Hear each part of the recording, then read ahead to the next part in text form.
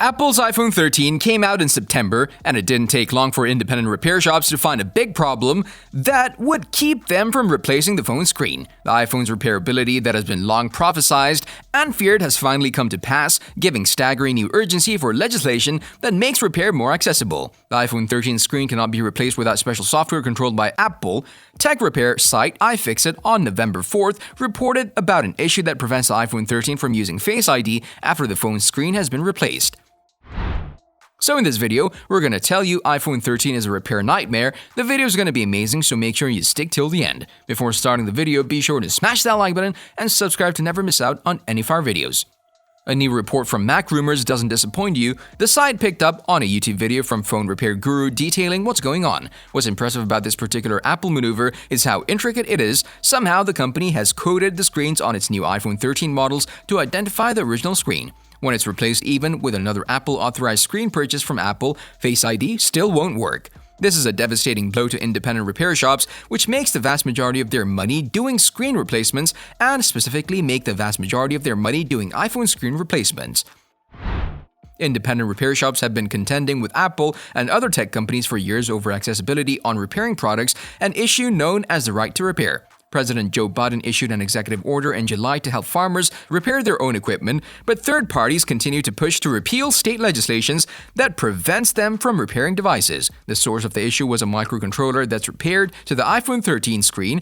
When a screen gets switched, the small chip doesn't recognize the new screen and prevents Face ID from working. The only workaround was to remove the microcontroller from the old screen and solder it onto the new screen, which due to its size requires the use of a microscope. If a customer gets their iPhone 13 display replaced by a third-party repair store or provider, such as those not licensed or affiliated with Apple through its independent repair program, Face ID on the iPhone will no longer be usable, Mac Rumors reported. Despite this, if an iPhone 13 display is placed with a non-genuine or even a genuine original iPhone 13 display, Face ID stops working, despite there seemingly being no hardware within the display itself needed for Face ID to function. In testing, the media outlet found that this apparently wasn't a glitch. The repair provider swapped two original iPhone 13 screens, and in both cases, Face ID was inoperative after the new screens were installed. It seems to be the case that if the original screen is put back with the original iPhone 13, Face ID returns, ruling out the possibility of an improper installation. According to iFixit, replacing the screen on an iPhone 13 disables Face ID functionality. That's because the screen itself is paired to a small microcontroller attached to the display. Replacing a cracked screen with a new screen will disable this pairing, thus breaking a core piece of functionality in the phone. An authorized Apple repair tech can pair a new screen to an iPhone with a click of a few buttons using proprietary Apple tech. Everyone else will have a much harder time. This is a clear case of a manufacturer using their power to prevent competition and monopolize an industry, iFixit CEO Kyle Wiens told Motherboard in an email. Society loses, small repair shops will wither and fade away, and consumers will be left with no choice but to pay top dollar for repairs or replace their device. The device repair YouTuber Hugh Jeffries posted a video establishing the issues that arise when he simulated replacing the display, cameras, or both in an iPhone 12 series device. To recap, this activity triggered software logs that caused various core iOS 14 features, battery health, Face ID, and True Tone included, to stop working, essentially rendering repairs of these devices by anyone but an Apple-authorized technician pretty much impossible. Now that the 12 series' replacements have been released, Jeffries set out to replicate his experiment with one of them, the 13 Pro. This protocol involves buying two brand new units of this variant, opening them, and switching their logic boards to approximate a component replacement. This was shown to result in even more severe issues compared to the previous video, if anything. Not only were the same features seen to break, but they were joined in this case by cinematic mode, a new camera feature exclusive to the 13 series, and thus something for which some users might well upgrade. Furthermore, Jeffries reported that no workaround that one might think of can rectify this problem, regardless of how clever. This includes excising a 13 Pro's original display sensor cable and using it to connect to a different panel, not to mention resetting the device to its initial build of iOS 15 via iTunes. In fact, trying the latter reportedly caused the device's camera functions to become even more disrupted, repeated freezes, and wholesale blurring on-screen included. In fact, one of the few single positive takeaways from the new video is that one feature that remained unscathed during the whole experiment was the iPhone's new 120Hz ProMotion mode.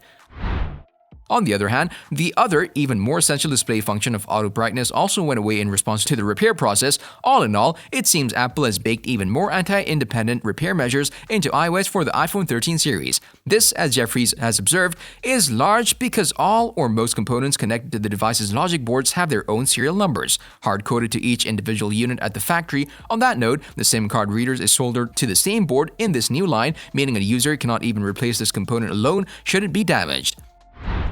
Therefore, these findings call Apple's well-publicized commitment to sustainability and general eco-friendliness into serious question. Apple itself can replace the screen without issues, which results that there is a secret trick, perhaps a string of characters entered into the phone by the authorized repair person, to installing the screen. That would mean if right-to-repair efforts are coded into law worldwide, Apple would either have to remove that process or tell everyone what it is. If Apple stopped spending time trying to find ways to screw customers and focus more on coming up with better features and functionality and true security, the company could actually reap even more money. Then again, there are those who argue that Apple has pretty much hit the ceiling of its likely market share against Android. If that's true, adding more features might not materially boost sales. Therefore, their efforts to retain all repair revenue make sense. It's still possible to change a screen on an iPhone 13. The difference is that in order to do so now, the microcontroller needs to be removed from the broken screen and resoldered onto the new screen after the existing microcontroller on that screen is removed. Doing this requires microsoldering, which requires the use of a microscope and a highly skilled technician. This is earth-shattering for the repair industry. The iPhone 13 screen is locked to the phone, Wien said on Twitter. Apple technicians have a secret software tool to install new screens. This will destroy local repair shops. Other repair shops owners agree. This is an intentional move to thwart a customer's ability to repair. Justin Drake Carroll, the CEO of the Fruit Fix repair chain in Virginia, told iFixit, "Honestly, if every screen repair involved that much work, I would hang it up and wouldn't be able to help the thousands of people we do each month."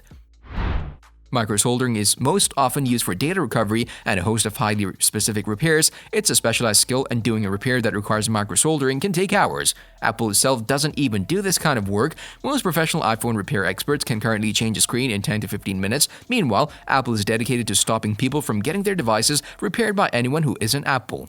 It once pushed out an iOS update that warned users who would replace the camera on their iPhone 12 that they weren't using a genuine Apple part. Leaked videos revealed how Apple trains its repair partners to discourage customers from getting cheaper repairs outside of its network. The FTC has adopted a right-to-repair platform. The Department of Commerce said we need fewer repair restrictions, and President Biden signed a sweeping executive order aimed at making it easier for people to fix their own stuff. Companies like Apple and John Deere don't want people to fix their own stuff. They want to operate repair monopolies that make it expensive and difficult for people to fix their devices when they break. The iPhone 13 issue is just Apple's latest attack in its long war with right-to-repair. The current transfer procedures looks to be quite challenging, requiring time, special equipment, and the ability to microsolder. For many independent repair shops that may rely on screen repairs as a key line of revenue, the process is likely prohibitively difficult and could be damaging to their business. Apple didn't specify exactly when the software update will arrive. Let us know your opinion in the comment section below. This was all for today. Hope you liked the video. Don't forget to subscribe to Finding Tech, stay safe, and we'll be back soon with another video.